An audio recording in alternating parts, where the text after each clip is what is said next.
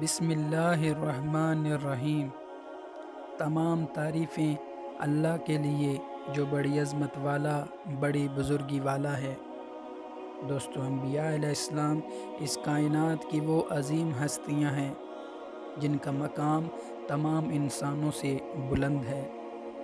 اللہ تعالیٰ نے انہیں اپنے دین کی تبلیغ کے لیے منتخب فرمایا، لوگوں کی ہدایت و رہنمائی کے لیے انہیں مختلف علاقوں اور قوموں کی طرف مابعوث فرمایا۔ انبیاء علیہ السلام نے اشاعت حق کے لیے شب و روز انتھک محنت و کوشش کی اور عظیم قربانیاں پیش کر کے پرچم اسلام بلند کیا۔ دوستو، انبیاء علیہ السلام راہ خدا میں کھانا پینا بھول جاتے، لوگوں کے استہزاء و تمسخر کی پرواہ نہ کرتے، دشمنوں کی قوت و طاقت اور شان و شوکت سے خائف نہ ہوتے۔ انبیاء علیہ السلام نے بے پناہ قربانیاں پیش کی، حتیٰ کہ بعد انبیاء علیہ السلام میں سے جنہیں جلا دیا گیا، بعد کو آرے سے چیر دیا اور بعد کو مختلف طریقوں سے قتل کیا گیا، مگر ان کے پائے اسبات میں کوئی لغزش نہ آئی۔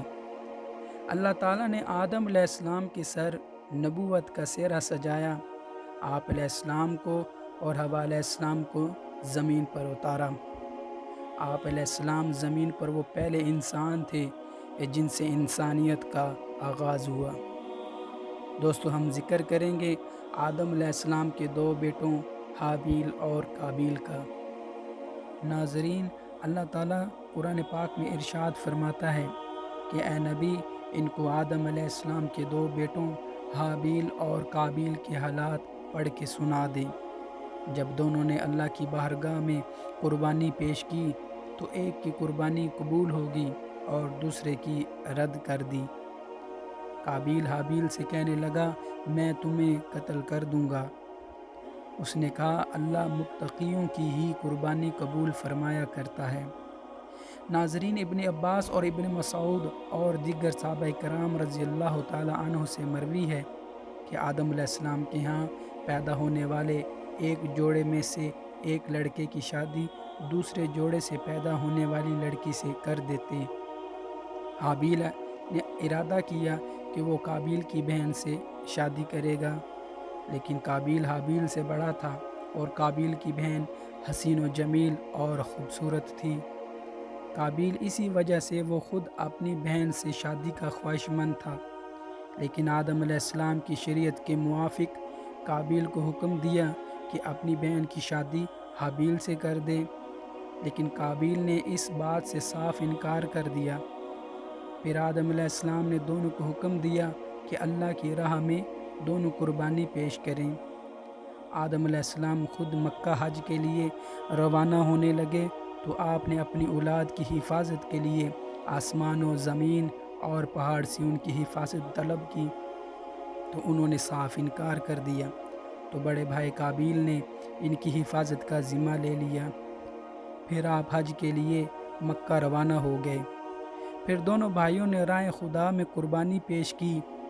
حابیل نے عمدہ قسم کا جانور رائے خدا میں پیش کیا کیونکہ آپ جانور چرایا کرتے تھے، اور حابیل کھیتی باڑی کا کام کرتا تھا۔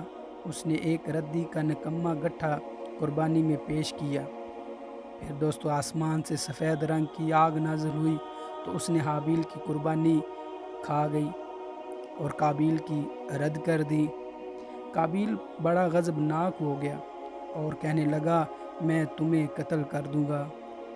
سیدنا آدم علیہ السلام دونوں کی قربانی کے بارے فکر مند تھے، اسی وجہ سے قابیل آدم علیہ السلام کو کہنے لگا، آپ نے حابیل کے لیے دعا کی تھی، تبھی اس کی قربانی قبول ہو گئی اور میرے لیے دعا نہیں کی۔ چنانچہ ایک رات حابیل کو گھر آتے ہوئے کھیتوں میں دیر ہو گئی۔ سیدنا آدم علیہ السلام نے قابیل سے کہا کہ پتہ کرو آج حابیل کو کیوں دیر ہوئی۔ قابیل آدم علیہ السلام کے کہنے پر حابیل کے پیچھے گیا تو اس کی حابیل سے ملاقات ہو گئی، اور قابیل حابیل سے کہنے لگا، اللہ نے تیری قربانی قبول کر لی اور میری نہیں۔ حابیل نے جواب دیا، اللہ تعالیٰ پرہیزگاروں کی ہی قربانی قبول فرمایا کرتا ہے۔ یہ سن کے قابیل کو غصہ آیا، اس نے تیز دھار لوہے سے حابیل کو قتل کر دیا۔ بعد کا کہنا ہے کہ حابیل کے سر پر پتھر مار کر سر کچل دیا جبکہ وہ سویا ہوا تھا۔ ایک قول یہ بھی ہے اس نے اس کا گلا دبا کے قتل کیا۔ واللہ عالم۔ ناظرین، یہاں ایک حدیث پیش کرتا چلوں۔ نبی کریم صلی اللہ علیہ وآلہ وسلم نے ارشاد فرمایا، جب دو مسلمان اپنی تلواریں نکال کر ایک دوسرے کے آمنے سامنے ہوں تو قاتل و مقتول جہنم میں جائیں گے۔ صحابہ نے عرض کی، یا رسول اللہ صلی اللہ علیہ وآلہ وسلم، قاتل کا جہنم میں جانا تو سمجھ میں آتا ہے لیکن مقتول کیوں؟ نبی کریم صلی اللہ علیہ وآلہ وسلم نے فرمایا، کیونکہ وہ بھی اپنے بھائی کے قتل کے ارادے سے ہی آیا تھا۔ مفسرین ذکر کرتے ہیں کہ جب قابیل اپنے بھائی کو قتل کر چکا تو اس کی لاش 1 سال تک پشت پر اس کو لادے پھرتا رہا، اور بعد مفسرین کہتے ہیں 100 سال تک اٹھائے پھرتا رہا، یہاں تک کہ اللہ تعالیٰ نے 2 کووں کو بھیج دیا۔ سعدی رحمۃ اللہ علیہ اپنی سند کے ساتھ صحابہ سے روایت کرتے ہیں کہ یہ کوے دونوں بھائی تھے، پھر وہ دونوں لڑنے لگے، ایک کوے نے دوسرے کو ہلاک کر دیا، پھر وہ زمین کو کریدنے لگا، پھر اس گڑھے میں کوے کی لاش کو ڈال کر دفن کر دیا اور چھپا دیا۔ جب قابیل نے یہ منظر دیکھا تو اس نے بھی ایسا ہی کیا اور اپنے بھائی کو زمین میں دفن کر دیا، اور کہنے لگا، ہائے افسوس، میں عاجز آ گیا کہ اس کوے کی طرح ہو جاتا اور اپنے بھائی کی لاش چھپا لیتا۔ مورخین کہتے ہیں کہ آدم علیہ السلام اپنے بیٹے قابیل کے قتل پر بہت غمگین ہوئے۔ ناظرین، جب قابیل نے اپنے بھائی کو قتل کیا تو جلد ہی عذاب الہی میں مبتلا ہو گیا۔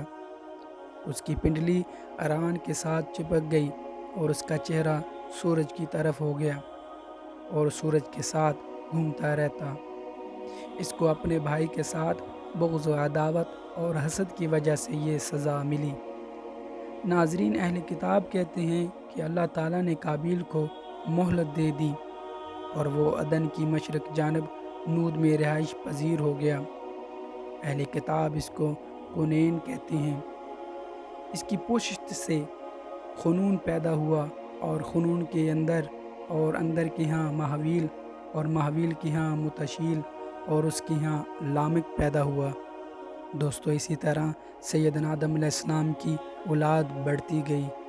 تورات میں لکھا ہے، آدم علیہ السلام اپنی بیوی حوا علیہ السلام کے پاس گئے تو حوا علیہ السلام نے ایک لڑکے کو جنم دیا۔ ان کا نام شویس علیہ السلام رکھا، کیونکہ وہ اس حابیل کے متبادل تھا جسے قابیل نے قتل کر دیا تھا، اور شویس علیہ السلام سے انوش پیدا ہوئے۔ اہل کتاب کہتے ہیں جب شویس علیہ السلام کی ولادت ہوئی تو حضرت آدم علیہ السلام کی عمر 130 سال تھی۔ اس کے بعد وہ 800 سال زندہ رہے۔ دوستو، جب لامک 182 سال کا ہوا تو ان کے ہاں حضرت نوح علیہ السلام پیدا ہوئے۔ جب نوح علیہ السلام 500 سال کے ہوئے تو ان کے ہاں سام، حام، یافس پیدا ہوئے۔ دوستو، جب آدم علیہ السلام کی وفات کا وقت قریب آیا تو آپ علیہ السلام نے شویس علیہ السلام کو وصیت کی۔ دوستو، شویس کا معنی اللہ کا عطیہ، اور یہ نام اس لیے رکھا گیا کہ حضرت حابیل کے قتل ہونے کے بعد اللہ تعالیٰ نے انہیں عطا کیا۔ حضرت ابو ذر نبی کریم صلی اللہ علیہ وآلہ وسلم سے نقل کرتے ہیں کہ اللہ تعالیٰ نے آسمان سے 104 صحیفے نازل فرمائے اور ان میں سے 50 صحیفے شویس علیہ السلام پر نازل فرمائے۔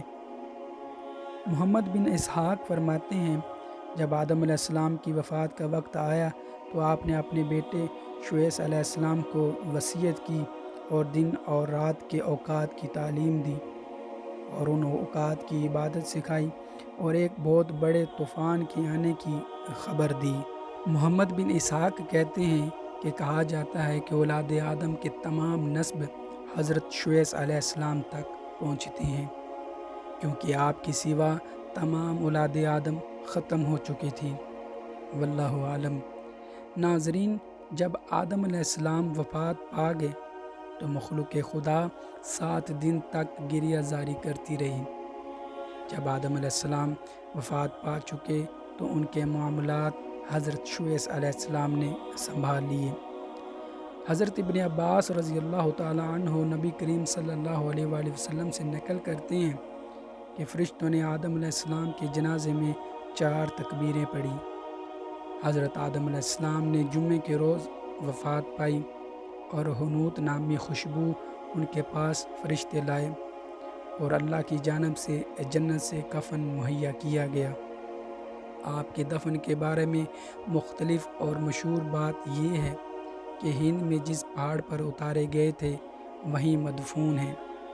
بعد کے نزدیک مکہ میں جبل ابی قیس کے پاس دفن ہے، اور یہ بھی کہا گیا ہے کہ طوفان کے زمانے میں حضرت نوح علیہ السلام، آدم علیہ السلام اور حوا علیہ السلام کو تابوت میں اٹھا لائے اور بیت المقدس میں دفن کیا۔ ناظرین، آدم علیہ السلام کی وفات کے بعد تمام معاملات کے نگہبان حضرت شویس علیہ السلام نے سنبھال لی۔ جب شویس علیہ السلام کی وفات کا وقت آیا تو انہوں نے اپنے فرزند انوش کو معاملات سپرد کر دیے۔ جب ان کی وفات قریب ہوئی تو انہوں نے اپنے فرزند خنون کو اپنے بعد کے کاموں کی وصیت کی۔ ناظرین، مشہور اقوال کے مطابق یہی خنون حضرت ادریس علیہ السلام ہیں۔ دوستوں، آج کے لیے بس اتنا ہی۔ اگلی ویڈیو میں ملیں گے حضرت ادریس علیہ السلام کے ذکر کے ساتھ۔ اللہ حافظ۔